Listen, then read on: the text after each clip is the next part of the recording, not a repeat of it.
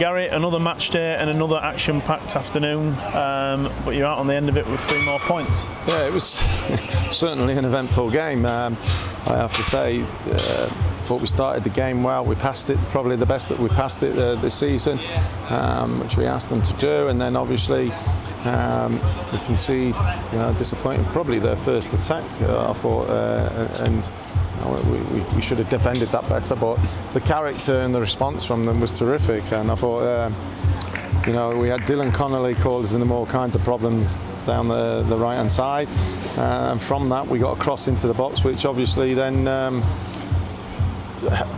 landed at the feet of Harry Pritchard, and it doesn't surprise me that he scored. The surprise is it's taken him as many games as it has, because that's what he brings to us. He keeps going. He's still catching up on games and minutes, because he came off with cramp at the end.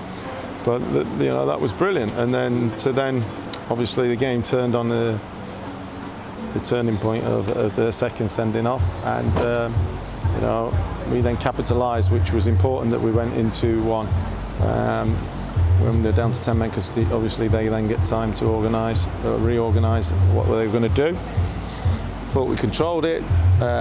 We have a goal disallowed, which I'm still trying to work out what for. I haven't seen it back, but apparently it was handball. But the only hands that I saw in it were the goalkeeper's when he saved it. Then we hit the bar, and then we have numerous other goal attempts, and we limited them to the counter, and we were good defending the counter as well.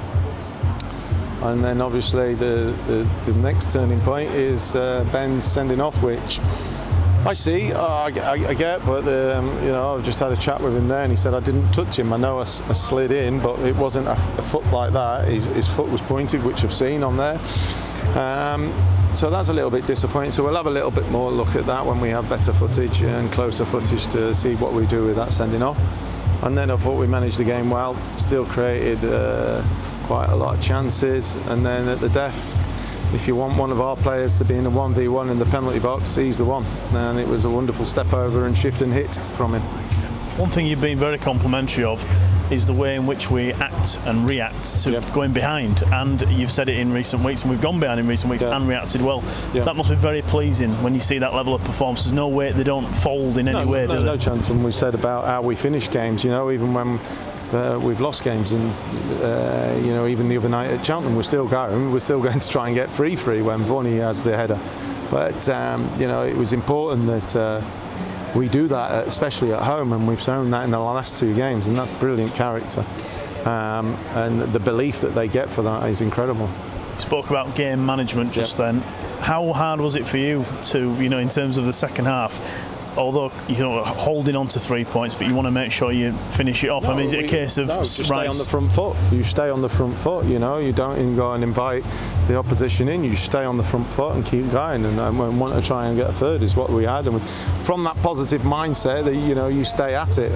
Whereas if you say, just defend the lead now, that's I don't like that mindset. Harry Pritchard got the sponsors man of the match. Dylan Connolly was very good, and Callum Cook got his first start and was very impressive as well. The midfield now starting to take shape. Yeah, definitely. And like we said, still need patience with them in terms of their understanding for the minutes that they're still catching up on. We said that all along. It's a long season, but they're getting closer and closer. And I have to say it was harsh today on Jermaine Anderson. He scored on Tuesday night, and then finds himself out the team and out the squad. I just needed an extra defender, I felt, today on the bench, because of obviously the attacking threat that Carlisle possess. But looking at the players who have missed out today, I mean, the strength in numbers you've got is fantastic. Yeah, touch wood, we're fortunate at the moment. I think there's only Jordan Gibson that's out with a short-term injury. The others, I think, are long-term, but it's healthy competition, and the way that the boys are training that are not in the team as well, it's a credit to them, but it's what's needed throughout the course of the season. Do you think we could have sewn it up earlier with a couple of those chances? Oh, well, like I say, I would have liked to. It makes it less stressful on that touchline, but the Carlisle are a good team, and you saw the way they played, and they caused problems, and I'm pleased to say that we limited them. But on the whole, up to 6th, going into the Scunthorpe game, obviously Manchester City under 21s on Tuesday night. another big week. Yeah, of course, and it's been a heavy 2 months, hasn't it, in terms of games. But Tuesday night will obviously present itself with a completely different challenge, but also the opportunity for some lads to get some minutes.